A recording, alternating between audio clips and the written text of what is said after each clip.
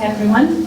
Your Excellency, Ms. Mάιρα Μυρογιάννη, Secretary General for Greeks Abroad and Public Diplomacy, Ministry of Foreign Affairs of the Hellenic Republic. Your Excellency, Ms. Iωάννα Κριεμπάρδη, Minister, Councillor and Deputy Head of Mission at the Embassy of Greece in London, Ms. Vivian Kabouroglu, Minister, Councillor for Economic and Commercial Affairs and Head of Economic and Commercial Section at the Embassy of Greece in London, Ms. Kαλλιόπη Φιλιππάκη, Deputy Councillor at the Education Office of the Embassy of Greece in London, Mr. Kostas Dafos, Commercial Attaché, High Commission for the Republic of Cyprus, Mr. Doros Partasidis, Chairman of the Board of British Cypriots, dear HTN members, dear friends. On behalf of HTN, the Hellenic Tech Network, I'm pleased to welcome you this evening. HTN is London-based think tank that explores how technology shapes our world across sectors and disciplines.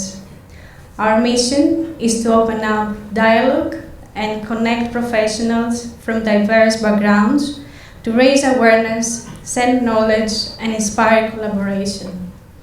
This evening has been organized in collaboration with the Education Office of the Embassy of Greece in London and is under the auspices of the Embassy of Greece in London, and we really appreciate their support. The panel event will last no more than 1 hour, so we have plenty of time for the networking reception. To begin the evening, I'm pleased to invite Ms. Mάιρα Μυρογιάννη, Secretary General for Greeks Abroad and Public Diplomacy, who is honoring us with your presence tonight. Thank you.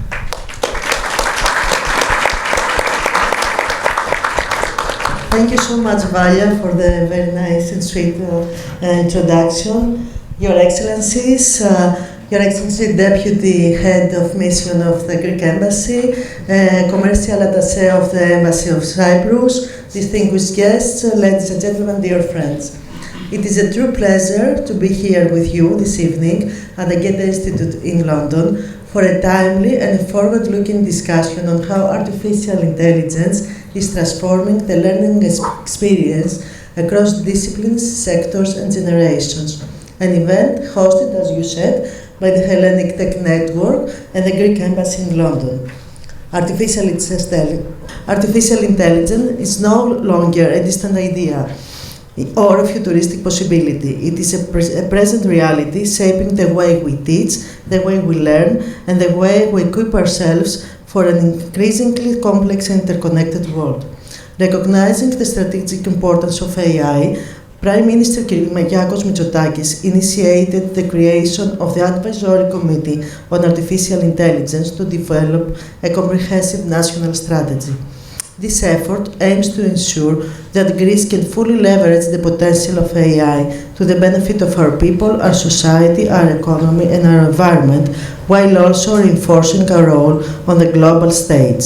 Besides, this was one of the main topics we presented and discussed recently on the occasion of the Club of Venice plenary meeting, an important forum of institutional communication and public diplomacy that we hosted in Athens in May.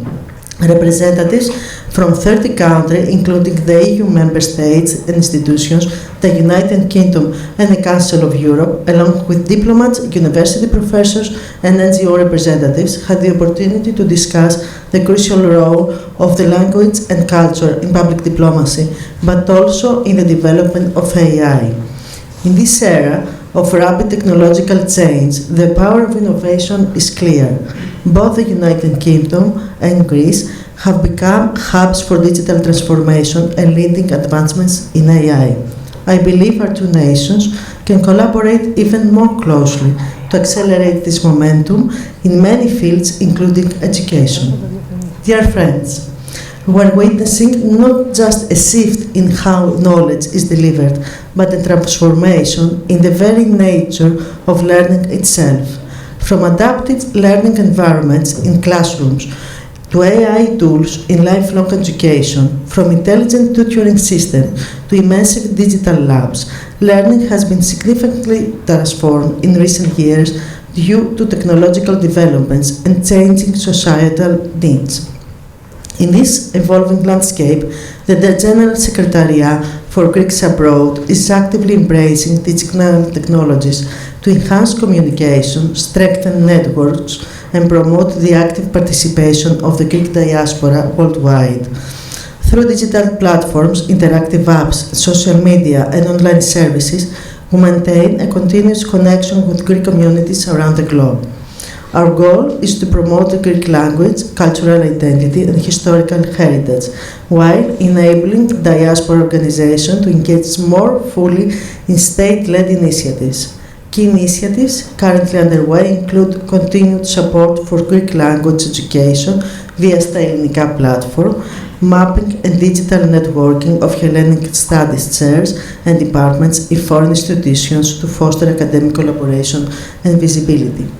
Furthermore, we are proud to work with the Greek academic community and universities, such as the University of Western Macedonia and the University of Ioannina, on online training programs for teachers of Greek language, helping them build advanced skills and pedagogical tools.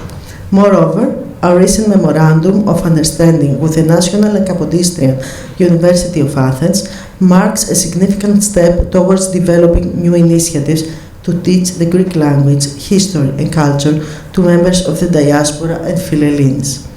On such initiatives includes the creation of a digital platform to connect the university's alumni living and working abroad, bridging them with the academic community in Greece, and harnessing their experience and expertise.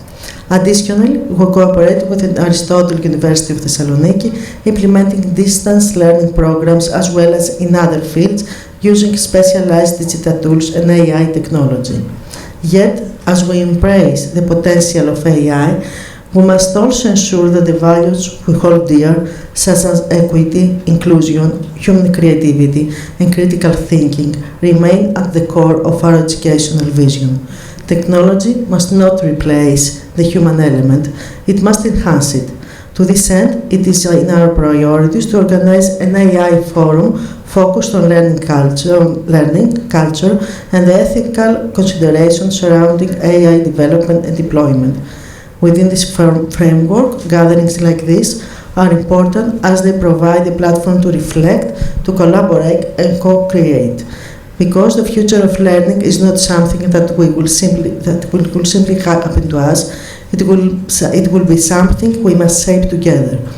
This is why I would like to thank the organizers for assuming this initiative, Louis, Stella, and everybody else.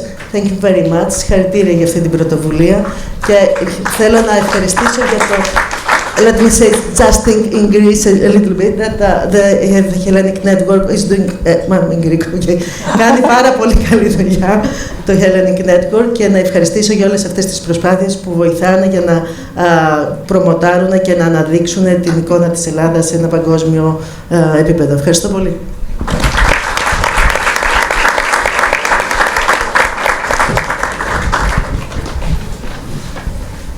Thank you, Secretary General.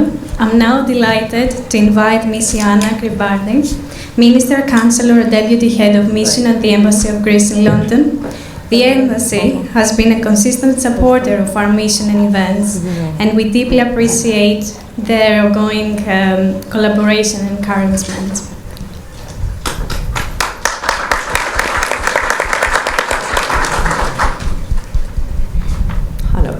Dear Secretary General for Greeks Abroad and Public Diplomacy, Ms. Myroghianni, it's always a pleasure to have you in London. Dear Mr. Loizou, esteemed guests, ladies and gentlemen, I would like to thank the Hellenic Tech Network for the kind invitation to participate in tonight's event, which addresses a highly interesting and indeed revolutionary topic, the future of education through the lens of artificial intelligence. It is clear that artificial intelligence is becoming increasingly important in our daily lives. Among many other areas, it is transforming the way we learn, we teach, the way we manage educational systems, and if I may so, even the way we understand and manage knowledge itself.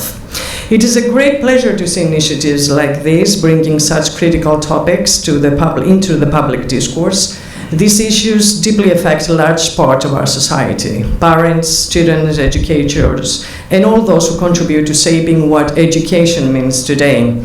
Once again, I would like to thank you once more for this very important initiative, but also your efforts, and we're now looking forward to hear from the speakers and learning more about what this innovative and transformative tool, artificial intelligence, can bring to the ever-evolving field of education. Thank you so much for your attention.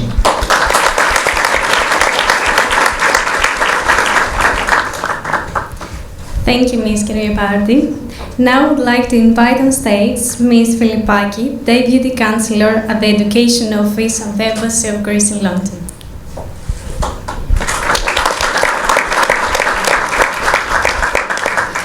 Honorable Secretary General for Greeks Abroad and Public Diplomacy, Ms. Myroghianni. Honorable Deputy Head of Mission of the Embassy of Greece in London, Ms. Kriebardhi. Ladies and gentlemen, it is a true pleasure to welcome you here tonight. We gather here at a fascinating moment in time, a moment where technology, particularly generative artificial intelligence, is transforming every aspect of our lives, including the way we teach and the way we learn. When these AI tools first became publicly available last year, I vividly remember the wave of concern from many educators. There was excitement, yes, but also hesitation. Questions arose. How this will change education? How can this replace teachers? Can we truly trust what it produces? Because of this, I decided to take action. I partnered with a non-profit organization for organizing a series of free online training sessions for educators on how to see generative AI tools and use them in a meaningful way. These sessions remain available online. Through this work and through my own personal engagement with those tools, I came to two key realizations that I would like to share with you tonight. First, generative AI does not create instant experts. It is a tool that can assist experts, but it must always be used with care and critical thinking. Whatever it produces, we should, as educators, verify, adapt, and make it our own. Second, using these tools has made me a better educator. Even after 20 years of experience, I found that experimenting with AI-generated lessons plans forced me to reflect more deeply on my teaching methods, to question my assumption and to strive for a greater clarity and creativity in the classroom. This conclusion inspired the scientific research project I shared in an international conference last year, where I worked with a group of students as my sample. This, I believe, is a core opportunity that AI offers us, not to replace what we do, but to push us to do it better, always with the precondition that we use our critical mind.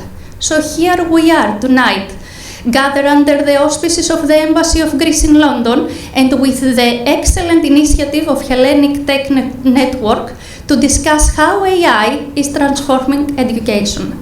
But I would suggest that the most important question we must collectively answer is: what skills and knowledge do today's learners truly need? And how we teach them in a world shaped by these new technologies? This is the conversation we must begin, and I am deeply grateful to this event and to all of you for helping to start it. Thank you, the all organizers, the speakers, and each of you for being here tonight. I wish you all a truly inspiring evening of dialogue and discovery. Thank you.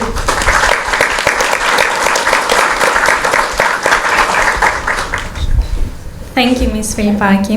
And now I'm pleased to hand over to Uday Damija, founder and CEO of Oxbridge X, the moderator of our tonight's panel. Thank you very much. Thank you. Hi everyone, hope you're all having a wonderful time. Really an honor for me to be here, thank you so much. Louise is one of my favorite founders in the community, so really happy that we got to do this together. To the excellencies and honored guests, please welcome. Now, I have to say, this is the 4th panel I participated in today. Right, I was running a conference in Cambridge earlier today, and this is by far the most impressive panel I've had the opportunity to work with. So this is a real lucky opportunity for all of us. Education is extremely important to both myself. I've got my family here with us because our grandmother, my sister and I, she was an educator, she was a teacher, used to teach people every day. And you just think about the impact this technology is going to have. It's going to completely change the game. And so with that, I'd love our fantastic panelists to start to introduce themselves. Good evening. Oh, is it working? Okay, now it is. Good evening, everyone. My name is Stella Bompotsiari. I'm the founder and director of the Greek Online School, an international organization where we teach Greek, and we also run cultural programs for kids and adults around the globe. We've been operating for a few years now. It's been quite a ride, 13 years already, and our major mission has always been to reshape the way people learn Greek.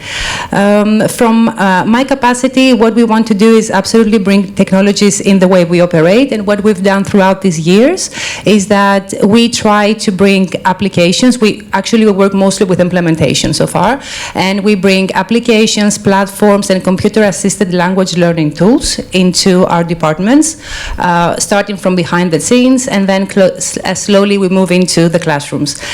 Now we're taking what I would like to call baby steps into bringing AI into the classroom, because we have to do it considerably. And what we do is we work with adults at the beginning, bringing AI in the classroom under the guidance of a teacher to see how these AI tools can work as a writing partner or a writing coach or feedback tool. And the next step, the big challenge, will be to bring AI into the younger students' classes. But to do that, we have to make sure that it's done in a way that it's safe, in a way that it's sound. And yes, actually safe, I think, is the wisest word to use here. And of course, pedagogically sound for everyone. Now, in my role, I work with a team of 65 teachers, more than 65 actually, recently. We reached, I think, 68 now.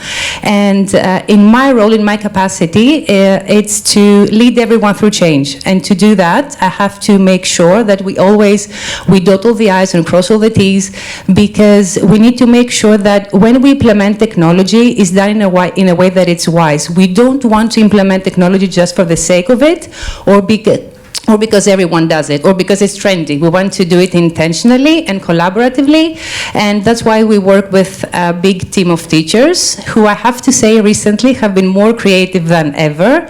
AI has changed a lot behind the scenes in marketing, in our admin, in the admin team, and it's for the first time that we're actually working closely with developers and vendors to create our own learning experience for our students, and that's a major, major step for us. Thank you, Yude. And just one small point for the audience today. I would love, actually, I think all of us, to hear your thoughts, share your thoughts, your concerns, your fears, anything you have to share with us. Speak your minds, because I think today is the best opportunity to open a dialogue and build a foundation for the future of education. Yeah. Thank you. Yeah, no, pleasure. Thank you. Good afternoon all. My name is Hara Gravani. I come from Amazon Web Services, where I lead a team of scientists, architects, and engineers in an organization that is called the Generative AI Innovation Center. So in my role, what we do is we support organizations from big corporations to startups and public sector organizations, and within this cohort, obviously, educational institutions and edtech organizations, to implement and adopt artificial intelligence in a safe and responsible manner in order to achieve business outcomes. So I love my job, I love technology, I have always loved technology, but I also have skin in the game here. I am a mother of two. My dad used to be also a professor back in Greece in the university, and I will see, I think, firsthand through my children as well, the impact that it will have in their learning experience as they go through the years of higher education. So thanks for being here.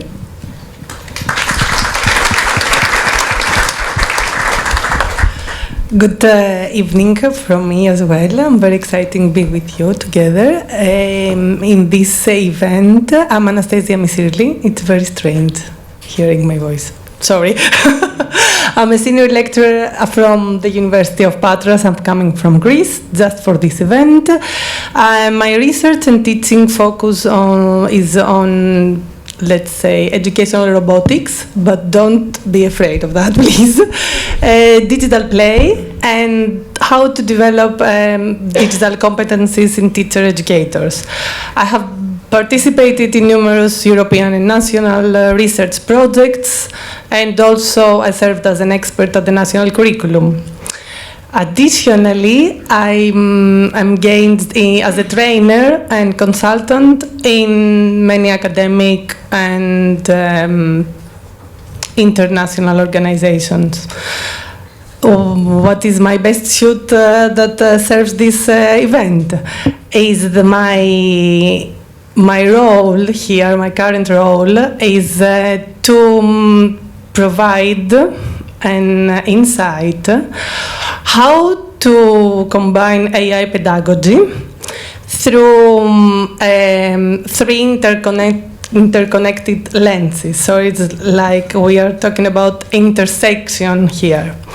I serve in higher education, so what I'm doing is teaching the future educators how to use the AI tools that currently contributing from technology.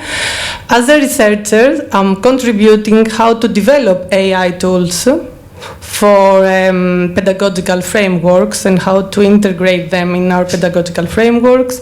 And as a pedagogue, I'm examining AI features in technology-enhanced toys and their implications in pedagogical design. Just try to find the right words because it's very, very easy to be confused using all this terminology for the audience. So, yeah, I don't have any academic background as Hara has from her family, and I don't have children, but I've been serving children in early childhood education for 20 years, and I'm very happy being here with you.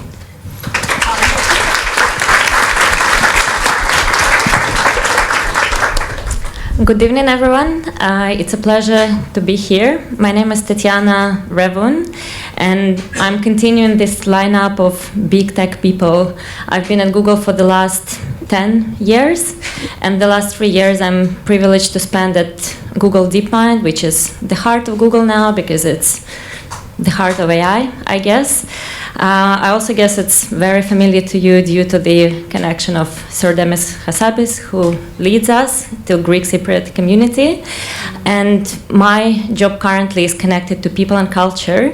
So I focus on initiatives which have to do something with organizational design, learning and development. We look at capability gaps within company and beyond, and think how we actually bring people on the journey of adaptation, because no matter if you're in the industry or outside, it just develops at a pace which is challenging for everyone, even if you feel you're closer to that technology than other people.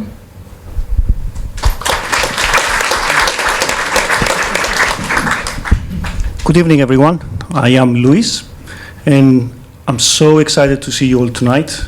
The Hellenic Technology Network is growing, something that we have launched in 2021 with Dimitris is here tonight with us, and a few others, Marina and George. And I'm also very excited that tonight's event, I have the opportunity to co-host with Uday.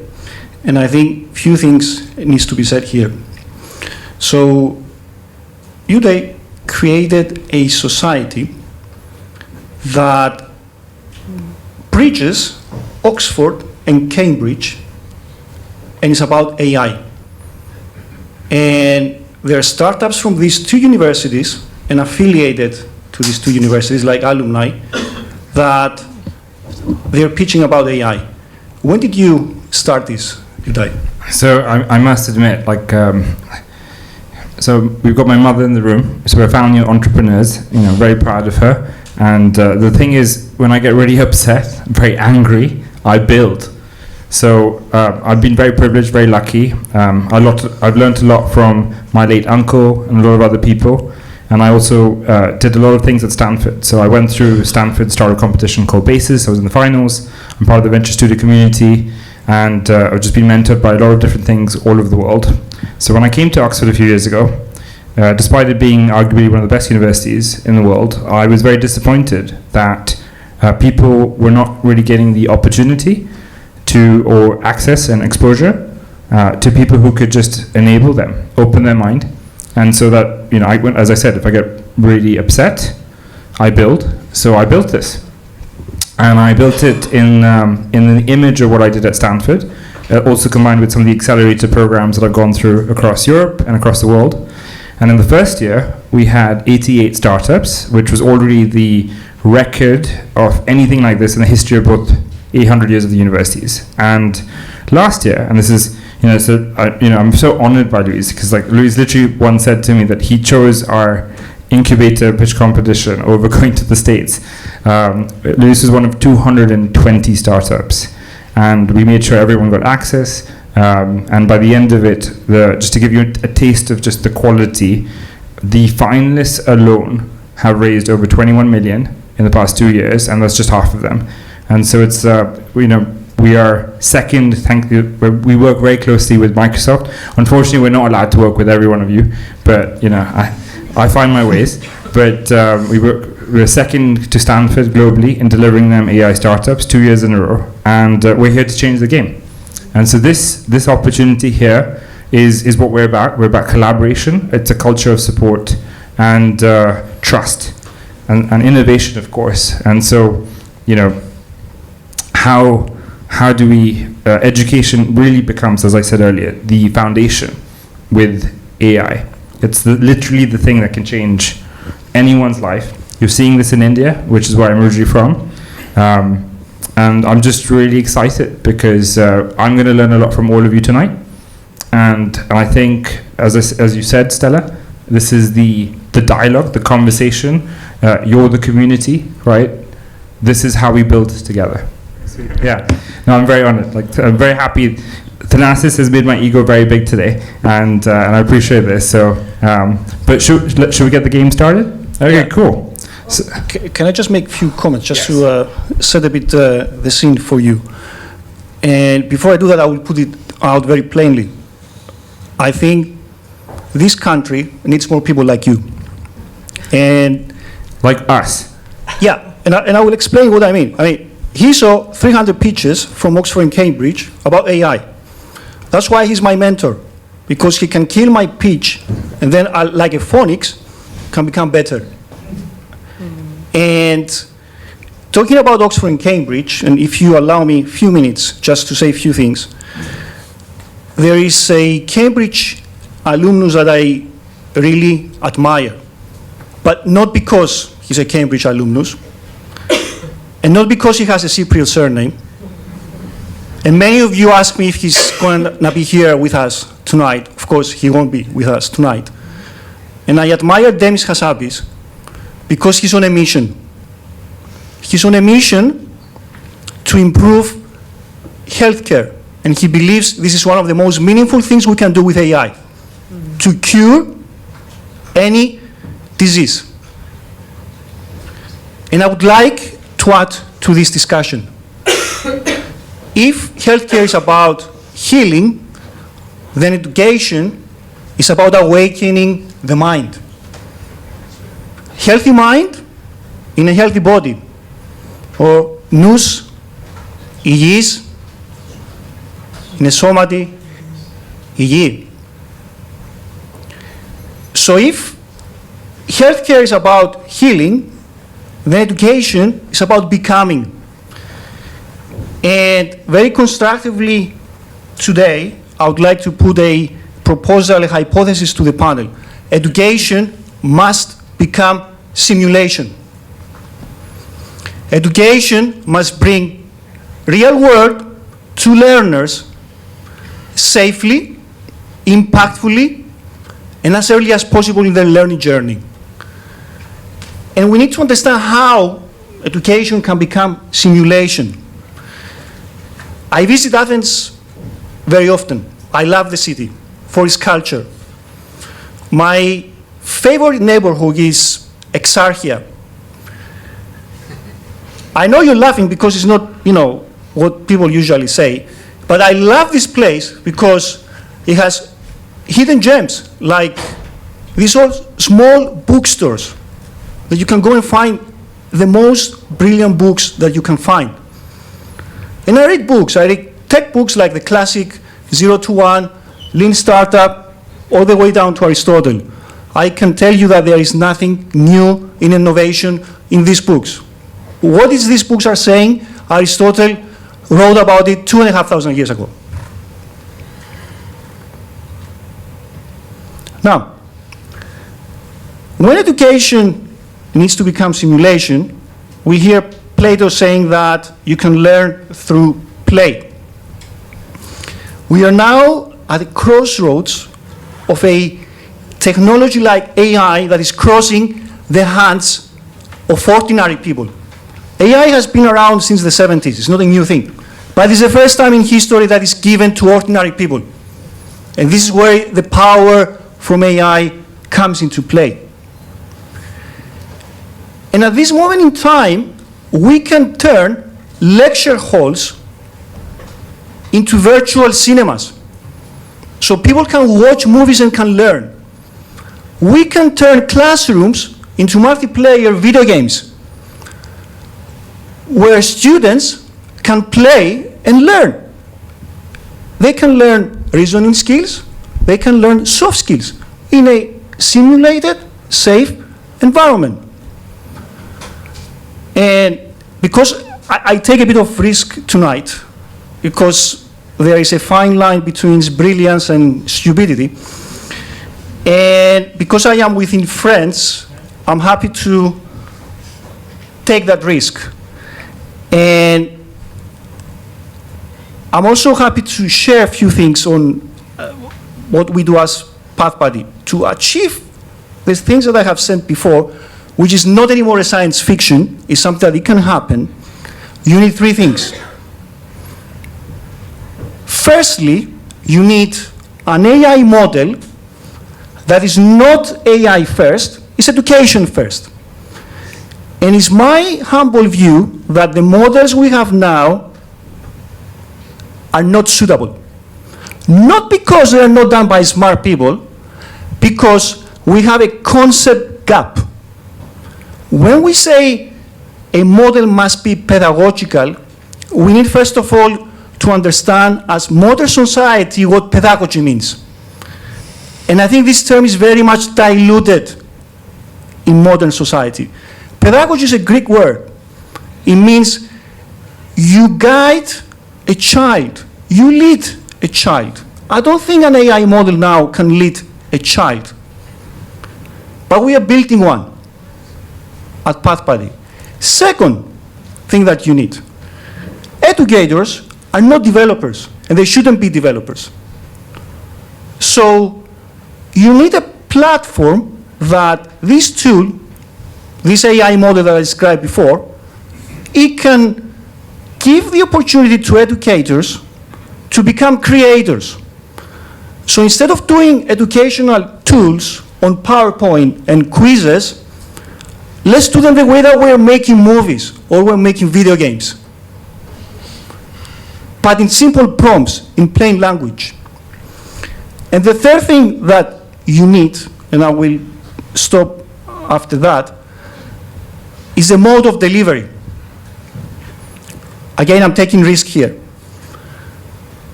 I believe education is entertainment,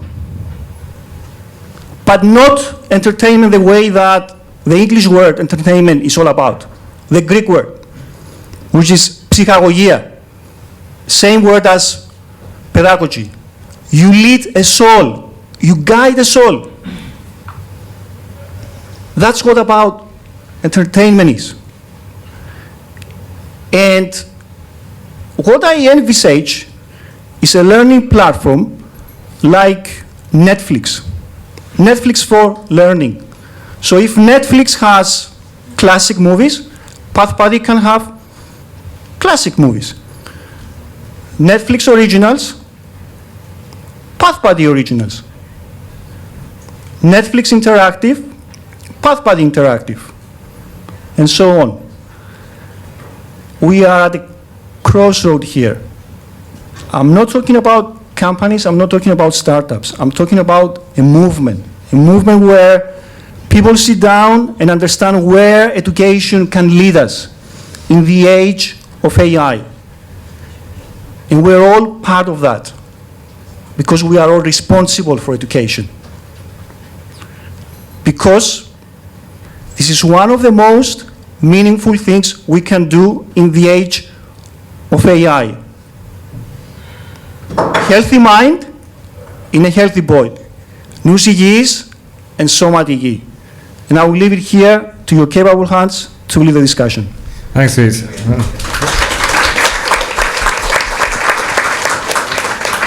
It's very fantastic, and like part of the approach that we have in Oxford Jackson, which is why we're here, is we have to form a way to collaborate in order to.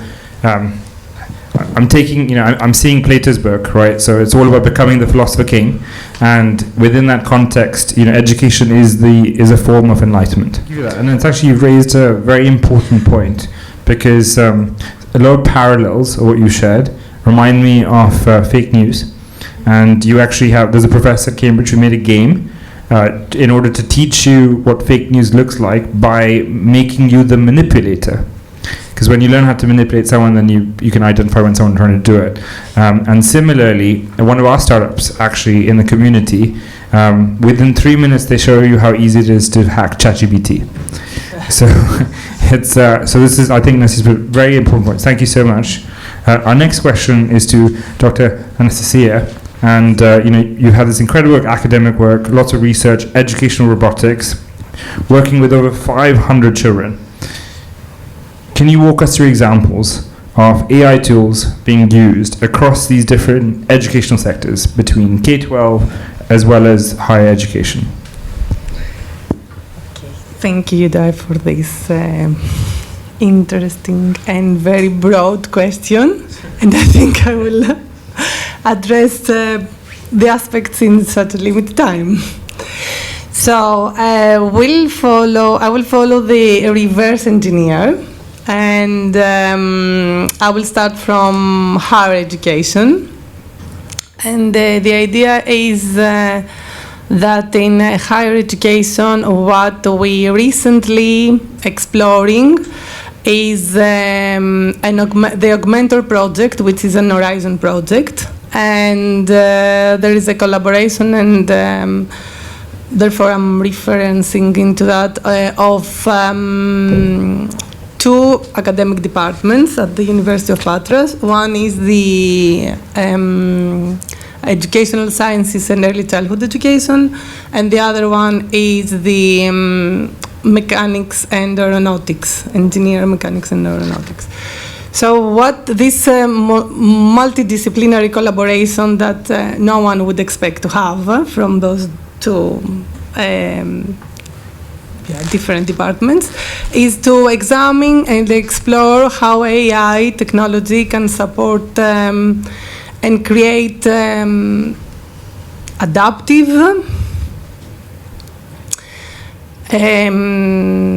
secure context systems that support teaching and learning, and in ways that we can say that they are creative, they are engaging, and they are adaptive and critical. So to do that, because you mentioned about tools, to do that, we've used a highly flexible learning management system, what we call LMS, and what we did is to leverage an AI boosted toolkit, an open access AI boosted toolkit. So we can take all the data and support our learners, which are the students, also the teachers, the lecturers, and policymakers, and leaders. And therefore, how we did that is because we co-designed, this is a new term that we lately use, is co-designing within the stakeholders. So we co-designed within these stakeholders, and also the tool was not only the technical tool like this learning management system. The tool was also to create from our end and develop and piloting, which is we have been doing for those 3 years, because the project comes to an end at the end of the year, a pedagogical framework, because this is our job. Our job is not only to use tools, our job is to embed the tools within the pedagogy. So I'm coming to support, not support, just to enrich and build up the conversation, what Luis mentioned about pedagogy. We can't avoid pedagogy in education. We are stick with pedagogy. So this is the idea, to create this and adapt this pedagogical framework. And we've been piloting this in various educational settings. Furthermore, we have informed from our research that we have also AI features, embedded AI features in technological enhanced toys. That means educational robotics. We try to put them in a in a pleasant way to put the label. And these toys, we know they are tools. They serve us. They serve the students, children, to develop their cognitive social skills, and we are examining the mediating factors, and also how we can integrate them within the education. Overall, and this is what we need to keep, I think, from this insight, is that I need to highlight that we must create and develop pedagogical frameworks in every not sector really, in every education level, I will say. This is mainly our main objective now as educators, speaking from the educator and academic side. And that's it from me. Thank you. So I'm feeling very inspired. I read something this week, which is that here in the UK, that they made it legal for the use of AIs for grading. And as these so it begs the question when developing or talking about education between the educator and the person being educated, just like in healthcare. Yeah. Where does it start to make the biggest impact fastest? The tools, in your opinion, to help the educators, or the tools to help the students? We can't see one separated from each other. We work both sides.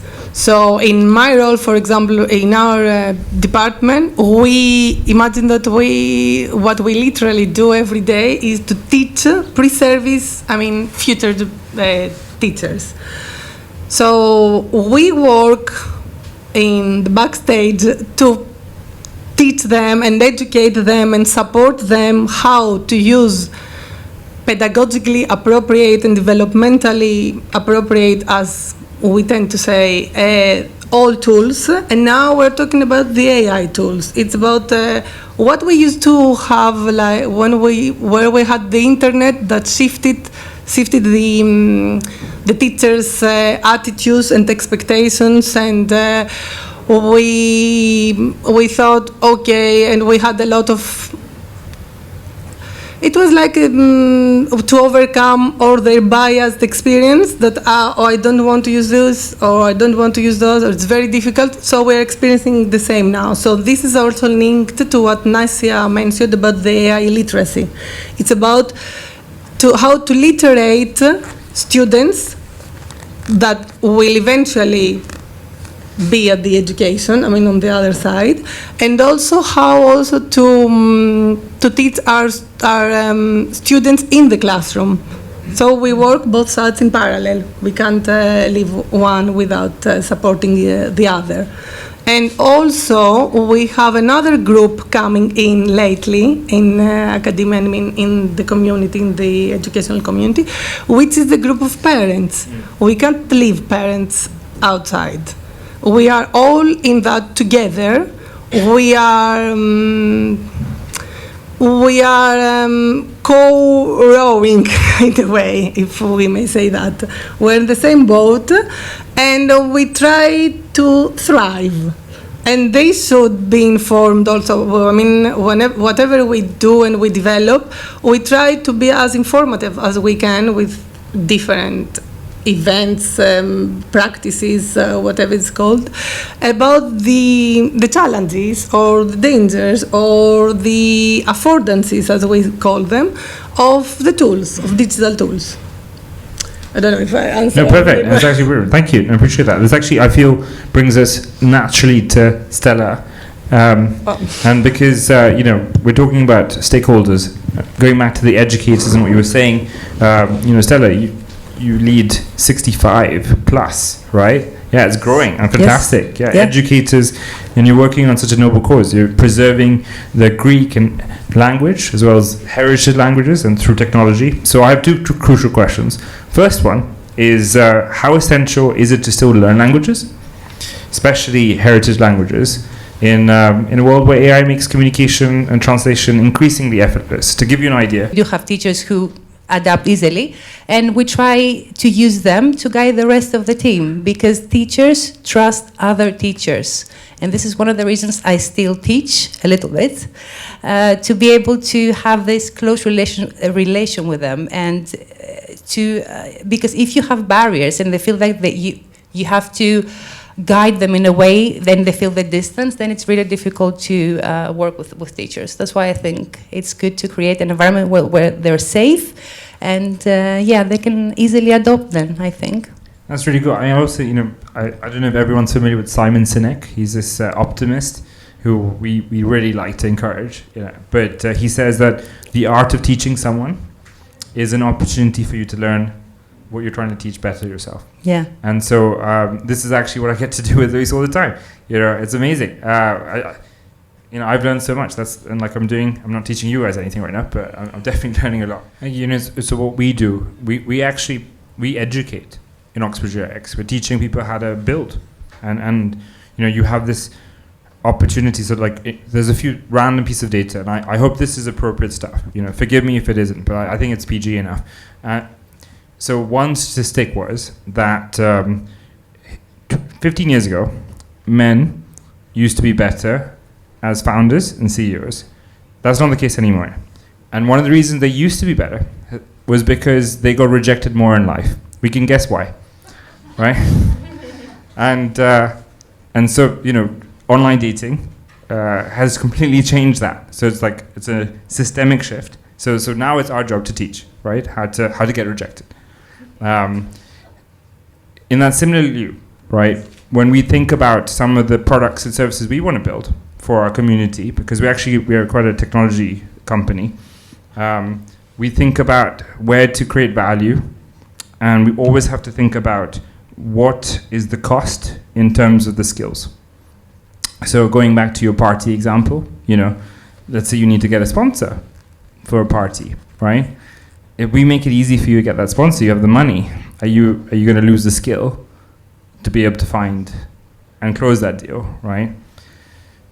I haven't got the answer to that. But along those lines, when you're thinking about advice and when you're thinking about the different things that people can do to ensure that there's a good return on investment with the use of AI. So Luis, as both a co-host and the founder of Path Buddy, what is AI literacy, and why does this matter so much? Well, before we get to AI literacy, let me remind you about literacy. 125 years ago, only 20% of humans knew how to write and read. It improved. Today is 87%.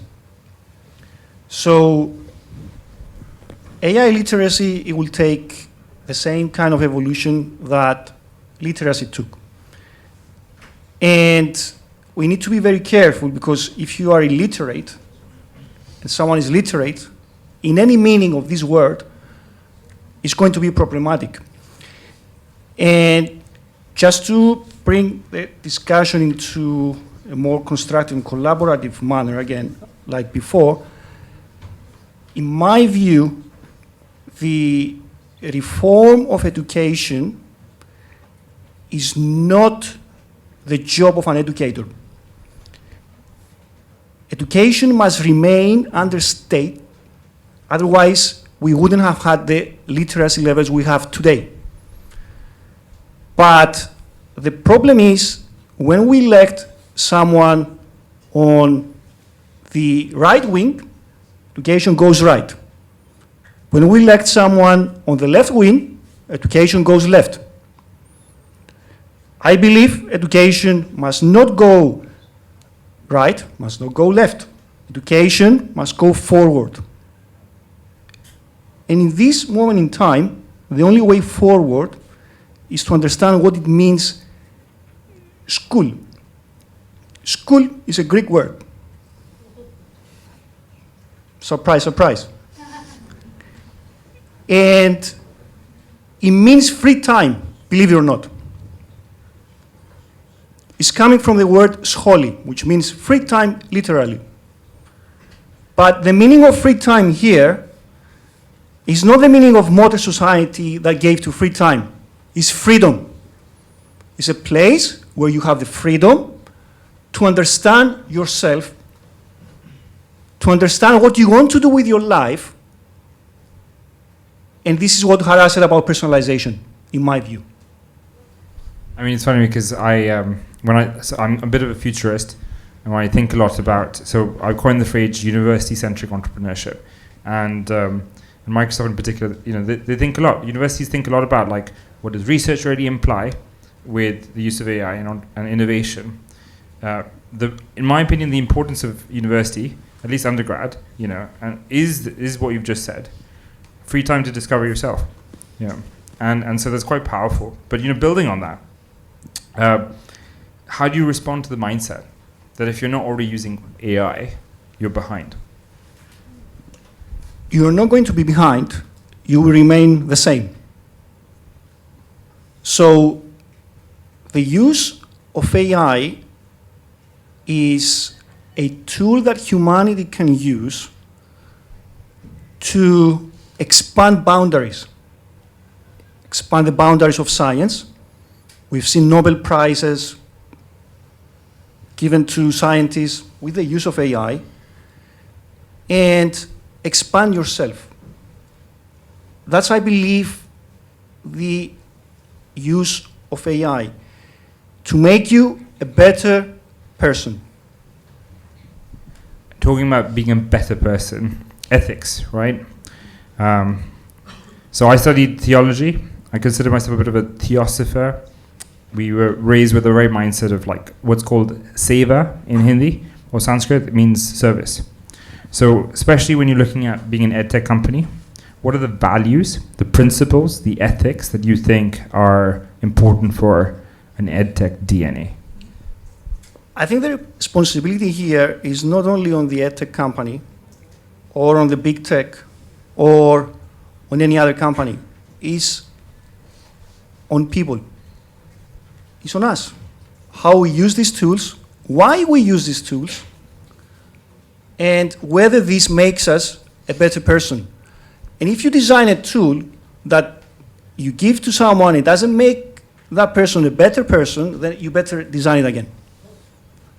So there is a responsibility that you design ethically, and the ethics is about how to be a better version of you. And if we are all a better version of ourselves, it means that humanity goes forward. Thank you for that.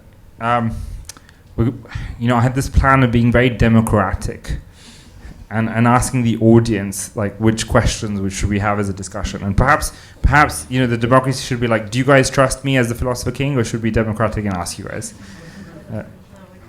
Thank you very much. Appreciate that. Yeah. I get to ask the question I really want to ask. Fantastic. This is once not just in a lifetime.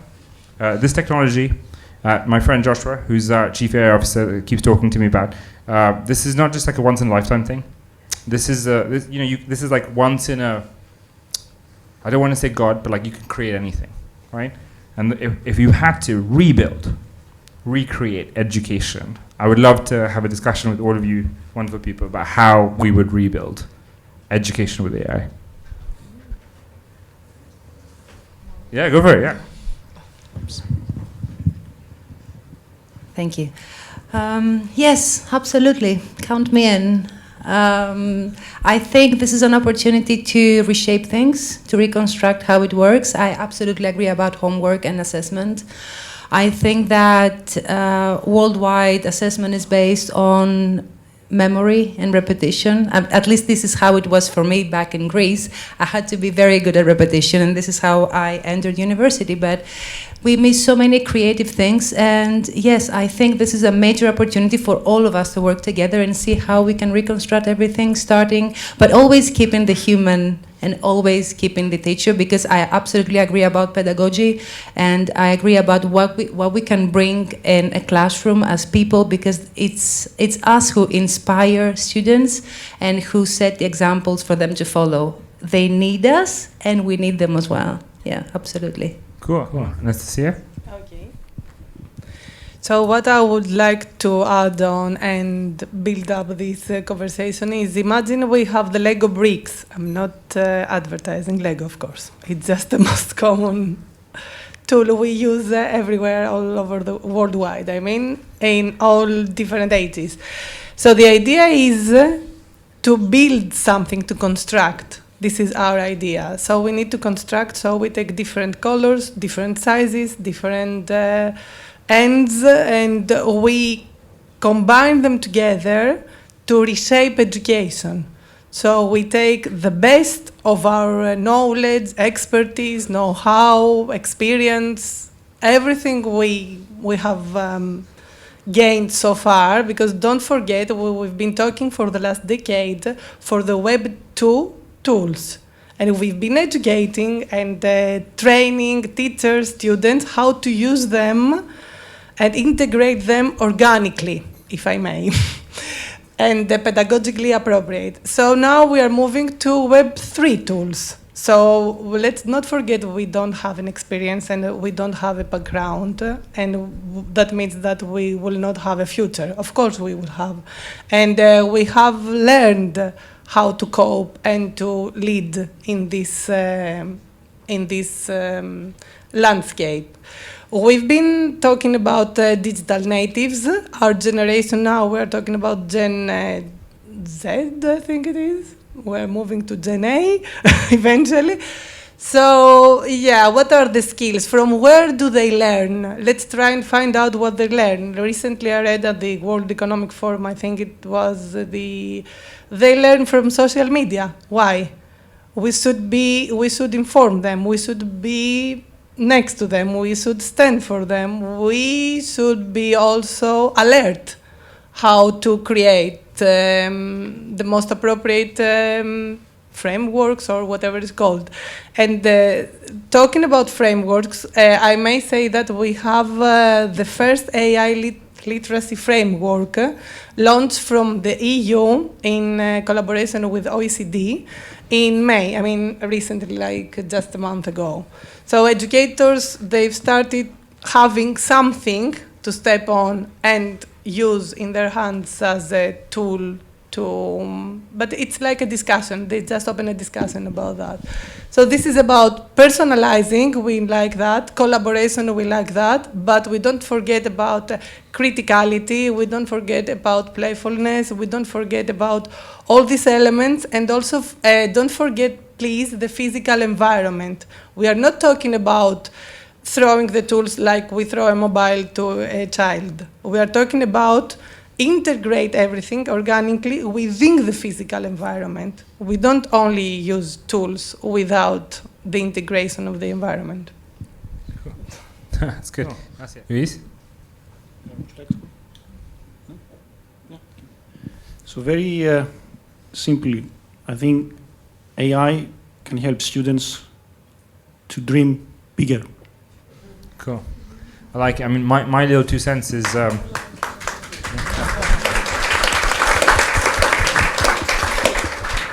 So my 2 cents is like, obviously there's a philo, right, to think, but I think AI is an opportunity also to reflect.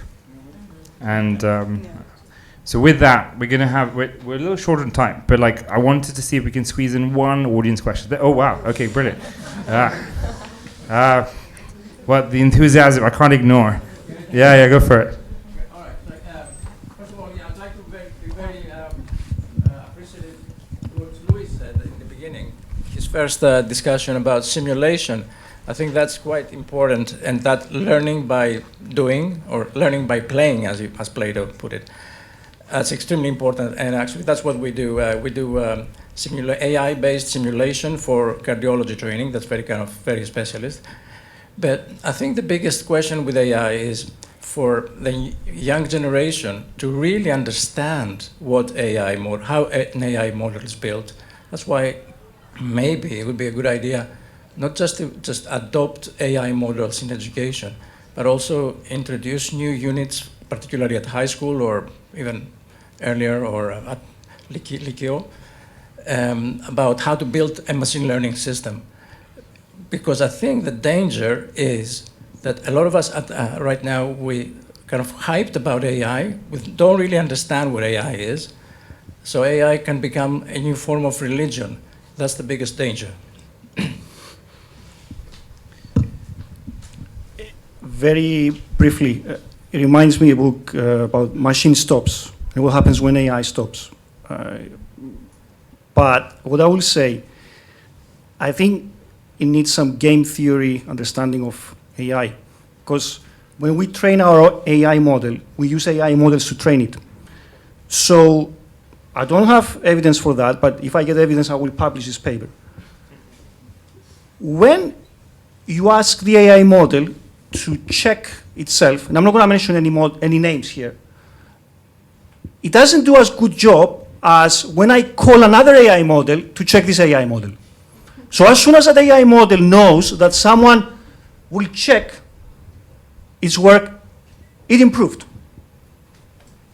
I mean, it's very true that LLMs, like they change when they feel like they're being judged. They act very differently. Yes, and I asked the LLM, why are you doing better now that I call the other LLM to check you out? So yes, we all need to understand about AI. It's not only students, even us. Even I think the people who made AI, they need to understand more what they made. You should try making one LLM think it's the other one. That's game theory. I've done it. It's quite fun. I've been allowed one more question. This is very difficult. I feel like I'm going to read this. Yes, I think on account of Joshua's okay. activity, I think. Okay, we're going to do two. Yeah. Well, thank you very much for this thought-provoking presentation. I would like to continue on some points that Thanos raised on how to be careful about the AI after all. I do not really hear that AI is a very simple system. You have some data and you have a system and you have predictions. And the data could be wrong, unreliable, the system could be wrong or unreliable. The same system can produce different answers if you put it on different data. So there's no question that, when you use AI on electronic medical records, for instance, you can get better diagnosis. There's no question about that. But when we use it in other areas, the results can be questionable. Over the last 3 years, Nature reported that 10,000 papers were withdrawn because they were written using AI. Now, this is an epidemic. I've been an academic for 40 years. So if you read a paper and you don't have the skills to realize that this paper is written by AI, how can you, and that happens with a lot of meta-analysis, for instance, in medicine, how can you rely on what you read in a refereed journal? I think this is quite an important problem. And I would like to finish on Luis's point on Aristotelian education. Actually, Aristotle said that education comprises three things: experience, reflection, and testing your reflection with other people. And AI does not allow you to do any of this. Thank you very much.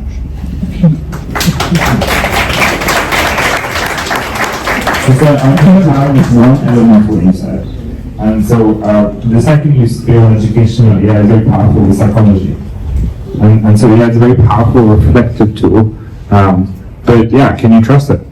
Yeah, as I said to you, we've literally got startups so we have 3 cybersecurity AI startups. One creates AI bots to hack different systems, but another one literally just like proves the first page on their deck is showing how ChatGPT is gonna teach you the wrong thing and how equivocal it is. Like I said this earlier. But I'd love to, the question is for you guys. Any comments? Actually, can I build up on this since I had the sort of final honorary question, which is just building up on what the gentleman said. I think it's good to look at both viewpoints in reverse, because we're talking about AI in education specifically, right? AI in education has the potential of constituting, I know that's going to sound like the most boring statements said here tonight, right?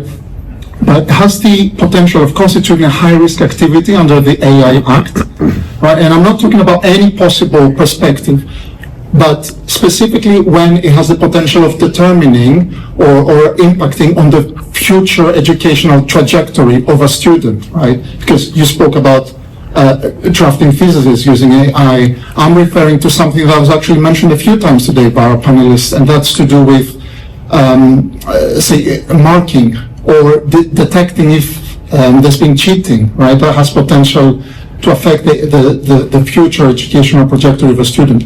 So, can we ever really trust that the risks that the benefit will outweigh the risks when we apply AI in education in that particular setting? Absolutely.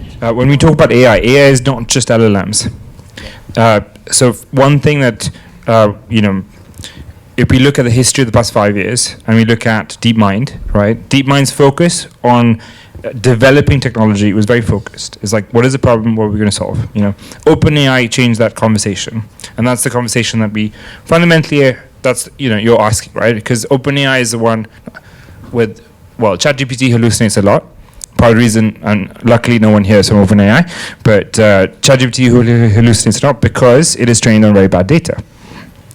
Parts of, Joshua's contending that. This is my opinion, right? I'm also very, very biased with certain different other companies. Another thing that you have to understand is that the way AI is structured and designed to interact with it, it's not very good yet at looking at symbolism. So it doesn't necessarily completely recreate the way we think. And that is the future of where we're going, right? And it's a very hard thing to do. And you can layer it. You can already, like Tanasa said, you can layer it with MCPs and different elements. And I do this a lot. But you need to, it's like teaching a child what not to do every second, and for them to then check on themselves what not to do, right? It can take some time. It's actually sometimes fast for me to just write my essay.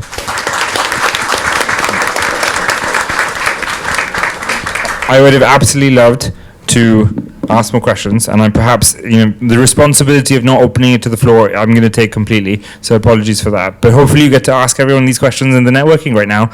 And so with that, aphoresis to everyone, and to all of you for coming. I hope I said that correctly, but thank you. Sorry. Philippos tries to correct me every time. We'll get there. But thank you, everyone. This was so fun. Thank you, guys.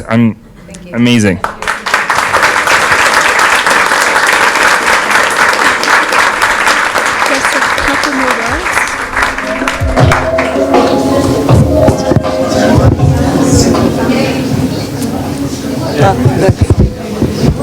Sorry, I'm the Debbie Downer that's been rushing everybody, but just a couple more words. I just wanted to say thank you very much to everybody that's come here tonight, and to our student panelists, because I think you've given us all a lot of food for thought tonight, right? In typical HTN fashion, though, we like to end every event with a small gift for our speakers, and tonight was no different. So I am very happy to say that we will be giving each one of you a copy of Plato's Republic as a small token of our appreciation. Not a random choice of book, not because it's Greek, okay? Right. As you may know, in Plato's allegory of the cave, the prisoner is confined and only sees shadows on the walls of the cave they're in. Those shadows are just illusions of a very limited and distorted sort of idea. Once the prisoner escapes, they get to see the whole wide world, the light and the truth, and that can be both painful and liberating at the same time. And I think our fear comes from the unknown, but it's our pursuit of the truth that will ultimately set us free. Now, we've heard tonight from all you guys that education in the era of AI carries a lot of promise, but also a serious responsibility. We all, I think, believe that if AI is used in the right way, if I can say that, it can not only mirror the shadows, but it can be the torch that will light the way for us to leave this imaginary cave.